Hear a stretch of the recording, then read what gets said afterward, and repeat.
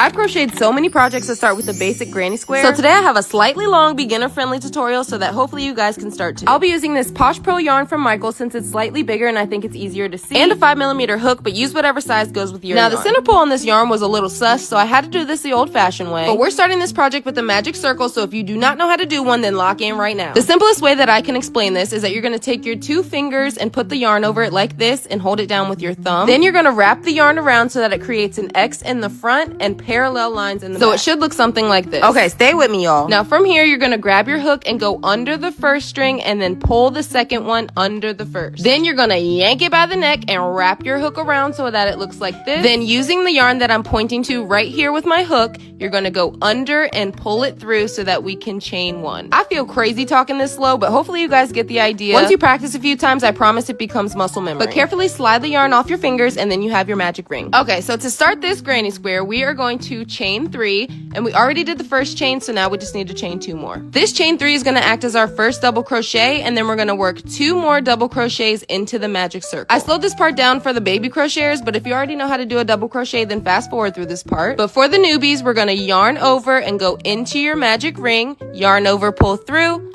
yarn over, pull through 2, yarn over, and then pull through 2 again. And now you have your first cluster of 3 double crochets. Next, we have to create the first corner of our granny square. So to do that, we're just going to chain 2 and then continue the same process of adding 3 double crochets. Please do not mind the fact that I'm absolutely choking this yarn. I don't know why my tension is so tight, but definitely do it a little bit looser than I am. But after you're finished with your 3 double crochets, you have created the first corner of your granny square. So for this first round, we're going to continue this exact same process until we have 4 clusters of 3 double crochets with 2 chains in between. I'm going to speed through this, but don't worry if you need to go back, that is totally fine. But at this point we have 3 clusters and we just need to add 1 more. So as you can see, we now have 4 clusters of 3 double crochets. So there's 1, 2, 3, and 4. To finish out this row and close it off, we're just going to slip stitch into the top of that first chain 3 that we did. So now all of our clusters are connected, and all we need to do is pull that string to tighten up the loop. Now just cut off the excess, and then we're going to use our hook to pull that yarn through and close off the first round. So this is what your first round should be looking like. If yours looks nothing like this, that's okay. Just go back through the video and try again. But now we're going to go ahead and add in our second color. So to do this, just find any corner and we're just going to pull the yarn through. And since this is beginner friendly, we're just going to tie it off since that's the easiest way to do this. Then we're going to repeat the same steps as round 1 and chain 3 and then start working our double crochets into that same exact space.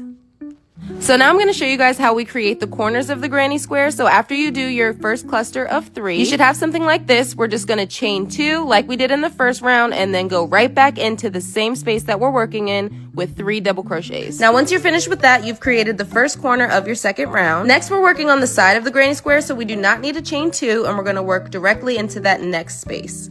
And as you can see, we've created the side of our granny square, and now we need to work on our next corner. And you guessed it, we're going to chain 2 and then work 3 more double crochets into that same exact space. Next, we're just going to continue this pattern all the way around the square. So round 2 should have a total of 8 clusters of 3 double crochets, and we're just going to slip stitch to close it off just like we did the first round. So this is what it should be looking like after 2 rounds. At this point, we're just going to continue with the same pattern until it's as big as you want. Now that we're on round 3, it's super easy to see where